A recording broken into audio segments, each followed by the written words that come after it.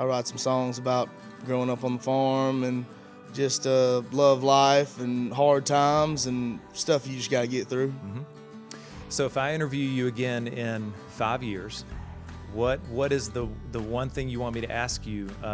Have I done this yet? What is the one thing you want to do maybe in the next 5 years?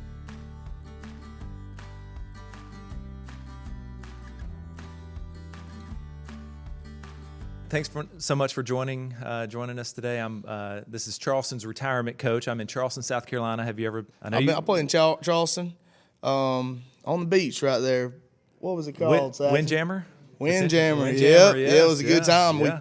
We played right until a storm took us off stage. Okay.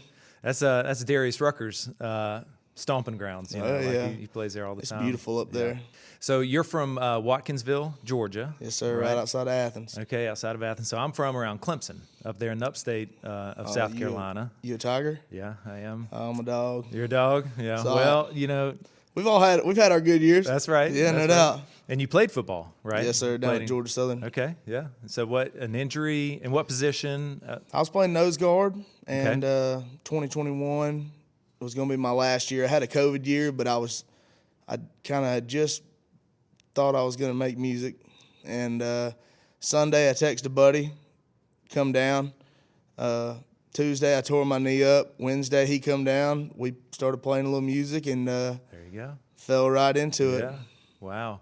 Well, so take me back to growing up, because I did some reading, and you grew up on a farm. Yes, sir. Right? So I grew up on chicken farm, cattle. My dad had about 200 head of cattle. We had 8 chicken houses, poultry houses there. So tell me about growing up on the farm, maybe some lessons that you learned. Yeah, I just grew up loving to go to the stockyard with my dad. He'd put together load lots of similar sized cattle and grow them out and sell them, but he'd go to the stockyard, and my grandpa was an auctioneer, and my dad was buying the cattle in the ring, and while they were doing that, I was in the back working with all the barn help. I wasn't supposed to be back there, but I'd find myself back there and just working hard and enjoying what you do and loving the land. And I love slowing down when I can and just hearing the world spin. Yeah.